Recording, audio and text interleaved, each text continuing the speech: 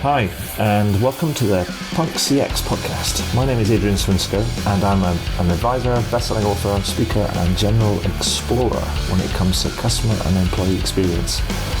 I'm really interested in figuring out what it takes to build organizations that produce better outcomes for both customers and employees.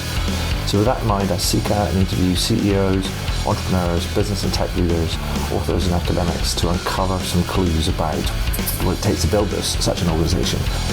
Now, some of you may know the podcast as the Rare Business Podcast, but I decided to rename and rebrand the podcast recently. This is for a number of reasons.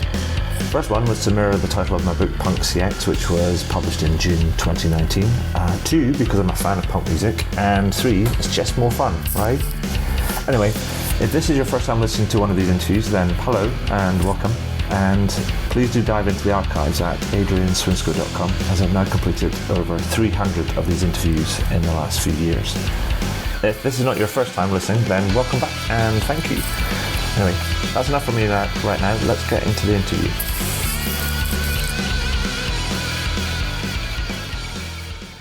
So, welcome to the next edition of the podcast. I am really excited today because I have an old friend of the podcast. I would suggest is Pim de More, which Pim, you're going to have to. Pim is Dutch. He's been on the on the podcast before. He'll introduce himself, but I have to kind of ask and also apologise in advance, as I hope I always get names wrong, but hopefully I got it right in terms of that's the pronunciation. Yeah, you get it right with a lovely British accent. Super, fantastic. So Pim, welcome to the show again. You were last on the podcast back in 2017. For people that haven't listened to that episode, can you tell us a little bit about yourself and also the work you do, and also how you deserve this title, a corporate rebel? That's what we're interested in.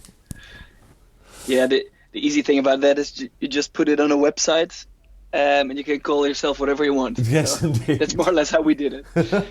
So the adventure of Corporate Rebels started 4 years ago now, and it was born out of frustration from our work back then. So we studied, and if I say we, I'm talking about Joost, a good friend of mine, and myself. And we were both very frustrated with the way that the organizations that we were working in were organized. So we loved the work itself, which for me was an industrial engineering job, and for Joost it was a nanotechnology job. And we liked the work itself, but we didn't like the work environment. So the fact that there was a boss telling you what to do, the fact that there were so many rules and so much bureaucracy that was dictating how people should be doing their job, while everybody understood that made no sense at all. There wasn't meaning to what we were doing, so a lot of quite important things were missing from our workplaces. So we got together and talked about this frustration that we both experienced, and we said, okay, we have to do something about it because we don't want to work in a work environment like that for 40 more years. And probably there has to be a better way of working out there. So on a whim, we said, well, why don't we go and visit all of these organizations that are doing things differently, and all of the academics that are researching this topic to understand how we can work better. And then at the same time also interview CEOs and entrepreneurs and authors and people who could teach us something about creating better work environments. And so that's how we started. So back in January 2016, we packed our bags and we started to travel the world to visit all these inspiring companies, to learn how they actually create engaging and motivating workplaces where people actually love to spend their time and where they can contribute to something that they truly believe in and that they find meaningful. Yeah. And that's what we've been doing for 4 years now. And we share everything we learned through a blog and also in our book that is to be published soon. So I think the thing that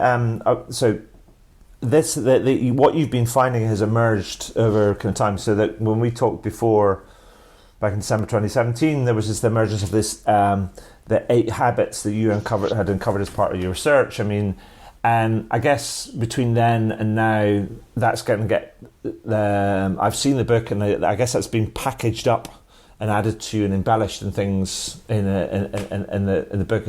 I mean, is that right? I mean, the book's called Corporate Rebels Make Work More Fun, which is effectively what you've just described. I mean, is the book just that, the kind of an embellishment of the kind of how you got to these kind of 8 habits? Yeah, we didn't want to write a very dry, boring management book. Yeah, they're rubbish. Yeah, they're rubbish, and we've read way too many of those already. And we didn't want to just write another one of them. And we wanted to actually take people with us on our adventure around the world to all these pioneering workplaces. Right.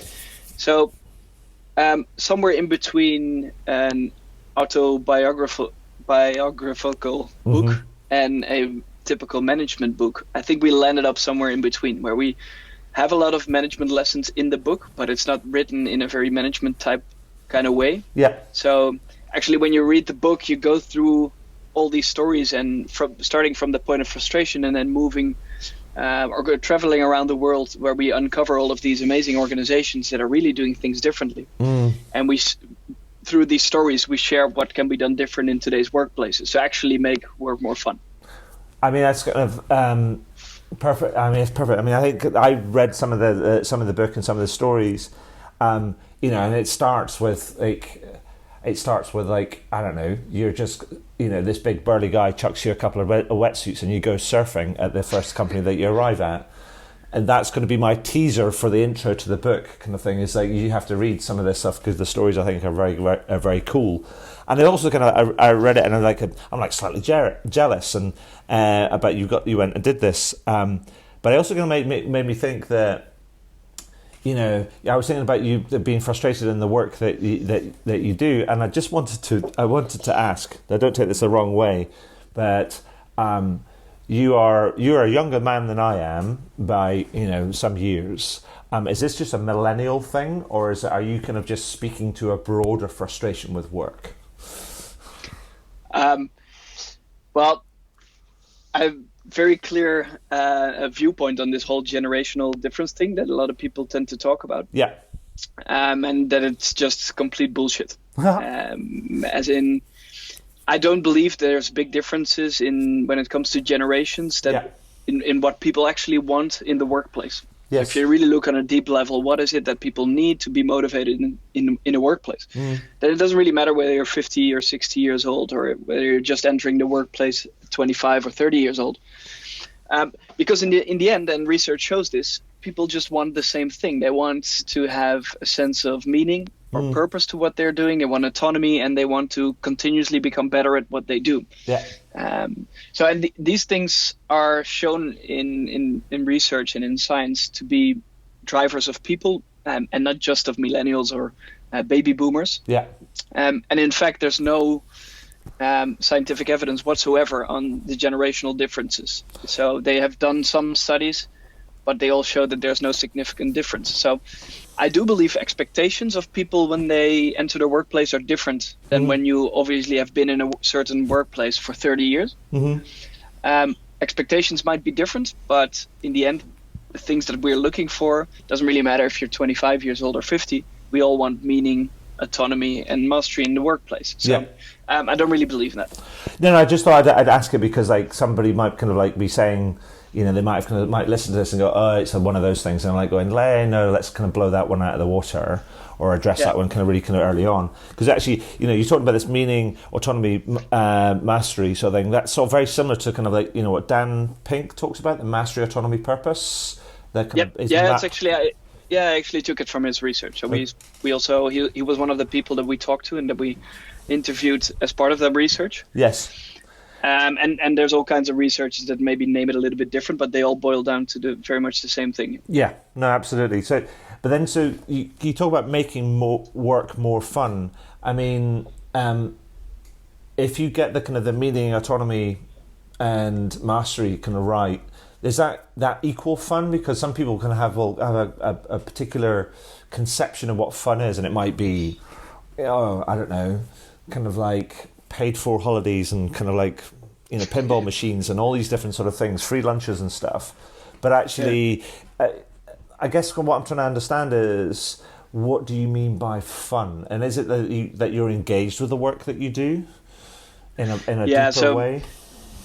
Yeah, really good question, because we use the word fun, but we also mention all the time that it's not just the superficial type of fun. Yeah. And we use it because to a lot of people, it makes sense to actually make their workplace more fun. But what we mean with that is that, indeed, like, people are more engaged, that they are more motivated in the workplace, that they really enjoy coming into the workplace, using their talents and contributing to something they believe in. It's way deeper than just the word fun itself, because as you mentioned, a lot of people think if you throw in a couple of beanbags and a pinball machine, then everybody will be happy. So then you have the fun in the workplace. But even though it sounds like that, we definitely don't see fun in that kind of way. We focus much more on a deeper sense. You call it joy, you call it happiness, and we all don't. None of the words actually describe it properly. But for us, it's really in that deeper meaning of fun. Yeah, no, absolutely, I think so. And then the kind of links to that. I mean, you think about you start to describe in the book about, you start to talk a lot about this. There is not necessarily one way to achieve this, and different organisations will come up with their own recipe or their own brew. But the organisations that do this, you tend to describe them, if I'm right, as progressive organisations. What does that mean? A progressive kind of organisation. I mean, can you describe to me the sort of characteristics that it would kind of have? I mean, how would we know one if we kind of bumped into one? Yeah, for us, progressive organizations mean really organizations that dare to do things different, that are looking for ways beyond the status quo, and that really dare to challenge the status quo, to look at what can we do to improve our business, and then especially focused on improve our organization when it comes to the way that we work and the way we are organized. Right. So trying all kinds of things that might not be very normal for traditional organizations, but that are trying to do things to kind of go away from that traditional way of working, because they know that it's not working for them anymore. Yeah, and that kind of, when we talk about that traditional way of working, that's all more about the sort of the command and control, the hierarchical structures, that type of traditional kind of organization. But so companies focused on money making, on quarterly shareholder returns, instead of really contributing to something meaningful, as you mentioned, like these hierarchical companies with lots of bureaucracy, with a lot of top-down leadership, top-down management. And when we look at those progressives, they're actually focused way more on other aspects, like creating a purpose or meaning into their work, breaking down these hierarchical command and control style structures, so that people actually are freed, and that they have a lot of freedom, and they are given a lot of trust in doing the work according to their own liking. So that's more or less some of the elements that we mean about, or when we talk about progressive organizations. I mean, it seems to me that that it's almost a bit like they're looking at creating better outcomes for either one and or all of their customers, their employees, and their broader stakeholders, I guess. Yep.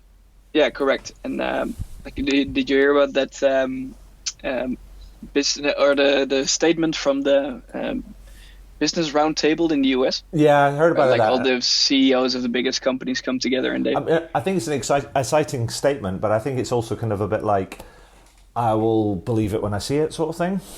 Yeah. Yeah. Like going, and it's all talk, and the next day in the newspapers you read the exact opposite of that talk. Well, exactly, and you're just going to look at it and just go, okay, then I wonder how long that's going to stick around when you have a challenging quarter and you've got to report your numbers to your analysts. Yep. And they're like exactly. That is going to get totally ditched so quickly. It's going to be funny. But the thing that you were talking about, this sort of like this moving away from this more traditional and into more progressive organizations that wouldn't be willing to try new things. I mean, a lot of that's has to do with sort of like sort of different level of trust by kind of leaders and their managers and their kind of the people in their people. I mean, so this is something that I'm really interested in, and something that I've been thinking about a lot, is this idea of, does that take a different and special type of leader to be able to do that? I mean, do we have to learn a different way or unlearn some stuff to be able to do that, do you think? Yeah, I do. I think the way we are being brought up in school, in university, but also when we enter the workplace, and the way we do things in the workplace today, or in many organizations at least, is not based on trust. So people who are adults and they have most of the time a very good education, they come into the workplace, and then we are going to micromanage them as if they are babies and they are not capable of doing anything themselves, which doesn't make a whole lot of sense. So we hire people because of their skills, and then we go and tell them exactly how they should be doing their job. So this is not a very trusting environment. So in these progressive organizations, we actually see that they try to come up with all kinds of ways to actually increase the levels of trust in an organization, to make sure that people get freedom, that they get autonomy, and that there's no manager that is constantly micromanaging their work and dictating how they should be doing it. So it takes a different kind of leadership for sure. And that leadership is about coaching, it's about supporting, about facilitation. And it's not so much about decision making or coordinating and distributing tasks. Yeah, no, that's kind of fascinating, because I think and it's something that I'm really interested in, something that I'm sort of kind of exploring kind of more, because it is, and it's, I think that sort of type of way of being sort of has to kind of almost like become part of your DNA in many ways, that everybody's going to be, open to that type of, that type of approach and the style of communication that it requires in order to, to be part of one of these organizations. But then it's also because we also get already in school told so much how we should be doing stuff. Sure. And even especially in the UK, of course, where you even have to wear a specific type of uniform. Yeah. You don't even have to make a decision on what you're going to wear. So yesterday we had a really cool guest post on our website, written by John Barnes, and he wrote about how we were never taught to self-manage. So a lot of these progressive organizations, they love all kinds of self-managing forms of work. So they try to reduce that hierarchy and those management layers as much as possible. But in this guest post, John writes about the fact that we have never been taught to self-manage, because already from such a young age, we are not allowed to make decisions, and we are not actually given the power to decide for ourselves what we want to do. So he talks about this experience that he actually goes with his child goes from a British school to a very democratic school somewhere in Costa Rica, I believe. Right. And he talks about how his kid actually becomes much more initiative taking, and how he becomes much more entrepreneurial, simply because in that new school he has to also make decisions himself. Right. But it takes some time getting used to that, because in the beginning he's not used to making any decision, and then in this new school he gets the opportunity to become a decision maker in many aspects of that school. Yeah. And he really has to get used to that, and in the beginning he's a bit paralyzed, but over time that kid opens up, becomes much more entrepreneurial, and loves to actually make decisions instead of being scared of it. Yeah. So it takes a different approach, and it takes definitely some practice to get used to it as well. But once you do, and once you actually give trust to people also in the work environment, they really open up and become much more entrepreneurial and motivated to do work according to their way of working. Yeah, I mean, it always seems to me that type of the transition is a bit like being addicted to something, and then you almost have to. There's an uncomfortable period when you move from one, doing something in one way to doing something in a different way. You go slightly cold turkey, you don't know what to do, and then there's a transition period where you find it kind of quite hard, but there's that kind of that movement, but. The thing that I think about is that transition from being more of a traditional organisation into being more of a progressive organisation, and I understand the sort of the how people would want to try and do that, but then you could talk about kind of bureaucracy and Taylorism in the book, and that made me think about the advent of kind of like new technology and our ability to gather data and analytics and measurement and all these different sort of things. And it almost feels like the world is conspiring against or making it hard to move to something more progressive in this environment of trust. Particularly when you can basically measure the shit out of everything. Kind of like, it's like there's not a lot of freedom in that when you're basically kind of surveilling and measuring everything. Yeah, and that is indeed a big problem. Like, if you look at all the HR tech now, and that's such a booming industry. So a lot of companies dive into it and they say, oh, well, we can measure everything. And then most of the time they go to management or leaders in organizations and say, look, this is what you can all see about the people working in your organization, how productive they are, which websites they look at, when they are most productive, all of these things. And the problem is it becomes indeed, as you mentioned, surveillance, and it becomes more control and therefore more command as well, instead of actually using, because look, data is really useful also in settings like these and in any work environment, I think. But you shouldn't use it as this top-down surveillance. It should actually be used for teams themselves and for individuals working at the front line to be able to assess their performance, to be able to understand how well their products and services are delivered to customers. So it should be used for themselves to understand, like, okay, this is how I can actually improve our work, and not for managers to control and to constantly monitor how people are doing their job and where maybe improvements can be put in. It's a tricky balance, isn't it, though?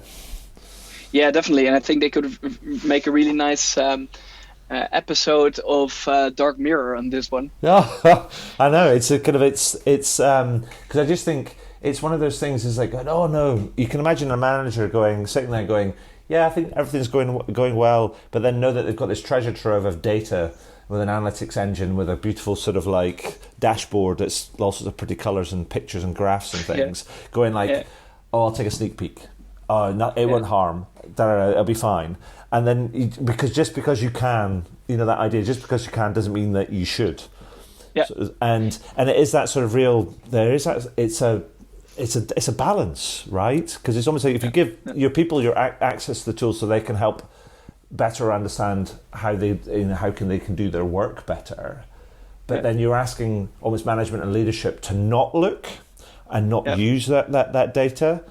That's interesting. And I think it's not that different from when you had the manufacturing floors where the frontline staff was working at the lower levels, and then the people in management positions were actually in their towers overlooking all these working people. Yeah.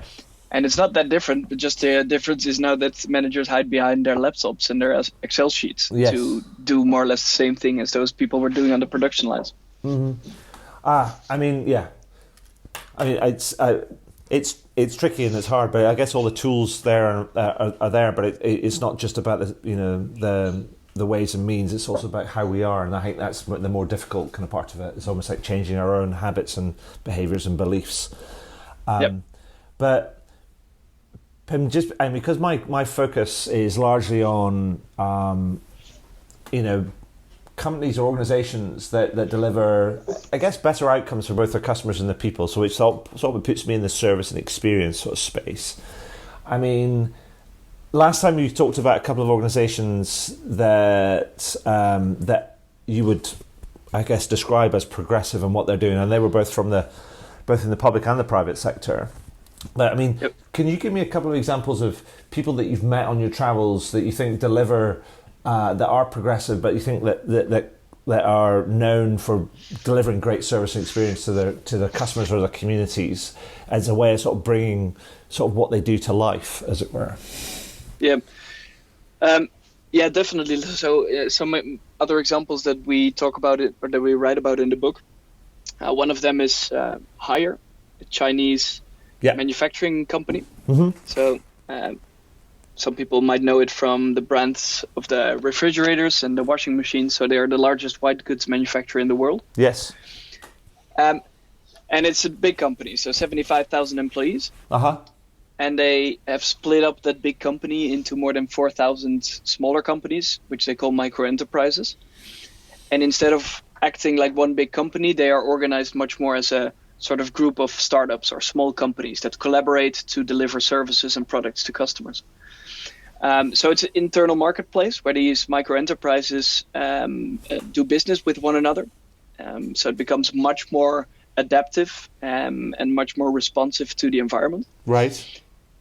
And what you really see at Hire, like there's a big focus on the customer. So in the end, they have everything what they do revolves around their customer, and they give their employees and these micro enterprises a lot of decision-making power to make sure that they can actually deliver to those customers' expectations. So before you go on, kind of like, so you 75,000 employees, but about 4,000 different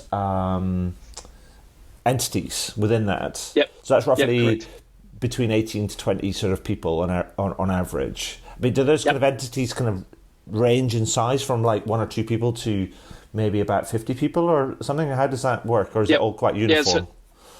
So the bigger ones are the manufacturing plants. Right. And they're still split up into smaller parts, but they can be, I think, maximum a few hundred people, so maybe 300. Right. But the vast majority of those micro enterprises consists of about 10 to 15 people. Right. And there's also a micro enterprise that's just a single person, so more of a freelancer kind of job. And do they kind of almost like orbit around some like central services to support them, or how does that actually kind of work? Yeah, like even the central services are turned into micro enterprises. So for example, let's take the HR department. In traditional organizations, the HR department would receive a yearly budget to be able to deliver certain kind of services. And whether they perform or not doesn't really matter. Next year, they will probably get roughly the same budget again. Okay. But in a progressive company like Hire, this works quite different. So the HR department is turned into one or more HR micro enterprises. And these micro enterprises are really treated like different companies. So they have to make sure that they get enough income to survive. Right. If they are not getting enough income, they have to lower their costs, cut salaries, or maybe even fire people. If they are doing very well, they can also share profits, share dividends, and they can hire new people or make new investments if they think this will help them to grow. So, they really act as a business, which means that these HR micro enterprises have to really deliver valuable services to those other micro enterprises that might be more customer facing. Right. So you have the support network of smaller companies, indeed, that surround these more central aspects of the business. Awesome. That sounds like it feels like I have this picture in my head. It's a bit like when you used to do chemistry at school, where you end up with a vessel which is full of like a gas of sorts, where you end up kind of like almost you can change the conditions and you can watch almost the molecules all bouncing around. It almost like it sort of sounds, I guess from a traditional paradigm, sounds quite chaotic. So, but it must. How do they kind of bound the activities of kind of Hire, or is there the boundaries of what they do and what they kind of what they produce? Is that always evolving? Yeah, so it's based on really on the entrepreneurship of people. So mostly they were a white goods manufacturer, but nowadays they're spreading into so many different industries because people get the opportunity to develop their own ideas, gather people around them to set up a new micro enterprise, and then they go and test their ideas with actual customers. So as with a city, for example, where you have a lot of different people doing a lot of different things, and it seems very chaotic, but it does, and it is quite chaotic as well. But at the same time, there's a certain type of order to it. Yes, a very natural type of order to it. Like some people take care of a specific aspect of a city, and other people are doing another thing to contribute to society in their city. So the same holds more or less for Hire, where you have a lot of different people doing a lot of different things.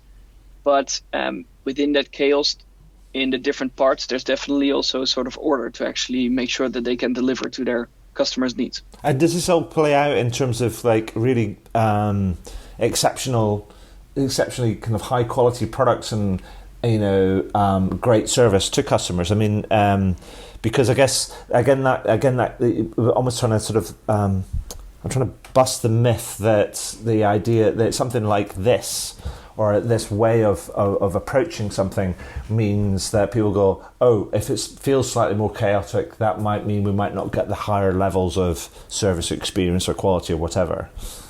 Yeah, and I think actually that you need that type of chaos for organizations to be able to adapt to the environment, because the business environment changes so quickly now that you cannot be static to respond to that. You have to also be able to be responsive yourself and to be adaptable yourself. So I think that's something important to understand, that it doesn't make a whole lot of sense to have this very static work environment if the environment around you changes so quickly. No, that's kind of fair. It's kind of fair, because it also sounds to me. I mean, the higher story kind of like sounds to me a lot like the Semco story from back in the 80s, and the natural conclusion from Semco. If you look at where Semco is at now, with Ricardo Semler and what's the journey they started on and where they've gotten to, the businesses bears absolutely no resemblance to what it was when Ricardo Semler took it over. And I guess that's almost the natural outcome, because progressive means almost adaptable in a way, in an evolutionary and you might not understand where you're going to end up, because you're just going to evolve along the way. That's going to happen anyway. It's just for those companies that are willing to do that, to allow that to happen. I think they will be more successful in the future than the companies that just put their hand in the sand and just hope for it to blow over. Perfect. So thank you for that, Pim. So the other kind of thing that I also normally kind of do on this is ask kind of people when to try and boil these things down, because the idea of making your organization kind of more progressive, as it were, and making work more fun, as it were, is people. A lot of people get excited about that, but they'll go, brilliant, I'll read the book because I'm really interested in that. Now I need to know what step one is, or where to start, as it were. I mean, if I would say to you, where should people start? I mean, if it starts with them, because I think that a lot of this is quite a personal journey that people have to go on. Like, what's the first thing people should be doing if they want to try and achieve this, make work more fun, or make their organization a bit more progressive? What would you recommend? Well, the first thing I think is to understand what you actually want to change, because there's a lot of different ways of working that we talk about in the book. That some people might want to change some, and others might want to change some other aspects. And so that's the first thing, to really understand, like, okay, what is frustrating me in today's workplaces? What do I not like about my current job or the work environment? And then to look for inspiration, like what can be done if I know that this thing is not working for me. What are others around the world already doing to improve that for the better? Sure. So, for example, when it comes to freedom in the workplace, it's something that I really missed in my previous job. Right. Then it's important to understand, okay, this is the main point of frustration. What is going on around the world to actually create more of this freedom in the workplace? Right. And then to convince the people around you to start experimenting with it. So, for example, if that means that you want to change, for example, this freedom, let's take that as an example again. I hated it that my manager wanted me to be in the office from 9 to 5 from Monday to Friday. To me, that didn't make a whole lot of sense, because my work could be done anywhere. So why did I need to be behind my computer to look productive? So I then said to him, well, can I maybe just work from home one day a week and just let's just focus on the outcome of the work and not so much on the amount of hours that I spend here. Sure. And I said, it was kind of frightening to him. So I said, well, can we not just try it as an experiment to see if we can do it for a month? If my performance drops, then we stop the experiment. And if it goes well, then we can maybe make it even more, or implement more freedom even than just 1 day a week working from home. Sure. So I think it starts with that, to have an idea what you want to change, figure out what you can actually do different. And that's where a book, I think, comes into play, because there's so many stories of companies that are doing different things. Yeah. And it's a sort of an overview of that. And then to find people around you where you can experiment with. This might be in your team. This might be some people in the organization that are like-minded, that also want to change those things in the workplace. Right.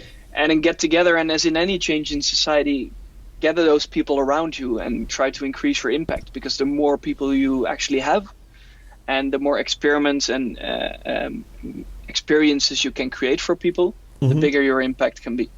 So is it, I mean, actually what you're saying is like, let's forget about trying to be a more progressive organization, is almost focus on uncovering where your frustrations are, and then try and collaborate with people around experimenting around how you can maybe alleviate or make those, alleviate those frustrations, or make kind of try different ways of working to avoid those sort of things, or make them go away. I think that's an important part. Like, first of all, figure out what the actual problem is. And then, based on some ideas and from others, then start experimenting with it. So and I think the most logical thing to do is to just experiment, figure out what works for you, instead of looking at any management book and then think that there's a perfect recipe for being a progressive organization in there. Yes. So also our book, it's not a how-to book. Yes. It's a book filled with all kinds of inspiring stories of companies that have become progressive, but there's no one who can tell you how to do it. Because for any type of organization, in any type of environment, it's different. So it's about figuring out, or getting into action, experimenting, and then figuring out your way as you go. Yeah, no, it's a bit like it's an invite to undertake a journey. Yep. In many ways. And I guess that's for me. That's the point about the book. Is that it's like going, saying there's a lot of different ways of doing this, of cutting this. Here's some themes that come out of this, some issues and stuff. But it becomes like, now over to you. Yep. It's your journey. There is no recipe on this, and that becomes the hard part, because it's like you've got to take the first step, and you've got to and then you've got to keep going, and trust yourself and trust the people around you. Yep. Yeah. So, Pim, anything else that you'd like to add or about the book before I kind of ask you a couple of last kind of questions, which is a bit of related to a bit of ongoing social research that I'm doing too? No, just a main message. I think that it's for all those people listening, that the most important thing is that we actually start changing the way that we work. Because we talked in the beginning already a bit about making it what we call more fun, or more engaging, more motivating. Because at the moment it's quite sad. Like, if you look at some of the statistics, where there's research showing that 85% of the people are disengaged from work. That there's 23% of the people who often or always experience feelings of burnout, and 37% of people that feel that their job is of no use to society, which is just terrible in my opinion. And we are wasting so much time, and we are wasting so much talent. Yes. Because we organize work in the wrong way. The good thing, however, and the positive thing, is that there's already pioneers out there that are doing things differently. Yeah. And I think we need to look better at them. We need to understand better what they do and how they do it. So more people can actually be freed up and be in a work environment that does not burn them out, and that actually engages them and gives them meaning in the work. Perfect. And they are out there, folks. You just need to go and find them if you're looking for a job. So My last couple of questions, Pim, is that I've been asking for the last kind of a few months is related to I published a new book in the summer of last year called Punk CX, and I've been gathering different people's perspectives around this idea of what words would you use to describe a organization that takes a more punk approach to like service and experience, so the areas that I focus on. What would you say? For me, I think what we look at in these organizations, what I really like is that what I think for these progressive organizations is quite punk is that they just let go of all of these extensive rules and childish policies, right? And that they give people actually the opportunity to think for themselves. And I think that is one of the main things that we see that is quite important for these kind of companies. Okay. Not sure if that actually answers your question. I think so. It's like what you're saying is it's that idea around sort of like, well, it's not about bureaucracy. It's not about kind of rules and kind of childless policies. I mean, I'll figure a way of kind of like I understand what you mean. It's the short answer. But if I was to say to you then now, what sort of companies do you think epitomise kind of that? What would you say that they are? They are ones that we should look to and learn from if we are interested in taking that sort of approach. Who would you say was you would call out as being, I think they're properly punk in the way that they do things? Well, if you look at a company called I like that one here in Holland. Mm-hmm. Tony's Chocolonely, it's called. I've heard of those guys. And they make chocolate, but their main purpose is actually not to make chocolate or to make as much money as possible. Their purpose is to end slavery in the cacao industry. Right. And they do that by making chocolate and by giving the people they work with proper money for the work they are doing, so they can actually end slavery in that entire supply chain. And they're doing that in a really cool way. So they're really going against the grain and against these big companies, and they're really fighting these big traditional chocolate companies because they're all part of the problem. And they say, we don't want to be a part of the problem. We actually want a part of the solution. Mm-hmm. And we're going to hold everybody in the entire supply chain accountable for reducing slavery in that production process. And they also continuously push these big companies to follow suit, because through creating all kinds of transparency around this slavery in the supply chain, these bigger companies also have no other option actually than to start changing also their working methods and their approach to hiring companies in that supply chain. Awesome. So I really like that. They're really protesting, and they're really a company with a mission, and they're really creating this revolution in how these big chocolate manufacturers make their chocolate. Awesome. What a great example. So that's Tony Chocolonely. Tony's Chocolonely. Well, I think. Yeah. I'm sure if people could have put in Tony's Chocolonely in the Netherlands, they'll probably find them pretty quickly. The cool thing is that they've never spent €1 on marketing. So they do everything because of their purpose. So mm-hmm. They constantly publish all kinds of reports, and that will get them into press, and that's how they've built their entire brand. And now it's the market leader in Holland when it comes to chocolate bars, for example, and also growing very rapidly around the world. So it's a pretty cool example of a company that dares to take a stand, and actually benefits a lot from it. That's fantastic. Wow. Well, I'll make sure we get all that linked up and when we can do the write-up for this. But last thing, Pim. So where can people find out more about Corporate Rebels? Where can they buy the book? Kind of, what's the deal? Very easy. Everything on corporaterebels.com. Okay. So everything's there twice a week. We publish free blog posts for anyone who's interested in the topic. You can buy the book there. You can join events all around the world. So everything you need to find is over there. And also a feature we recently added, which I really like, it's a forum. Mm-hmm. So a lot of people from around the world get together to share frustrations, but also solutions and experiences, and they really help each other out to change workplaces from the inside out. So we're kind of trying to facilitate that for people to actually create workplace revolutions all around. Perfect. Pim, I just wanted to say, so I am a follower and a fan of the work that both Joost and yourself started, some years ago. And I just want to say congratulations on the journey. Congratulations on the success you've had today. Congratulations on getting the book done, because I know that's been a bit of a journey in of itself. Terrible process. So I've been there. I feel your pain. But also thank you for sharing your time and your experience with us today. That's been super cool. Great. Happy to do so, and happy to be back. Happy to have been back on this podcast. Well, that was cool. I hope you enjoyed it.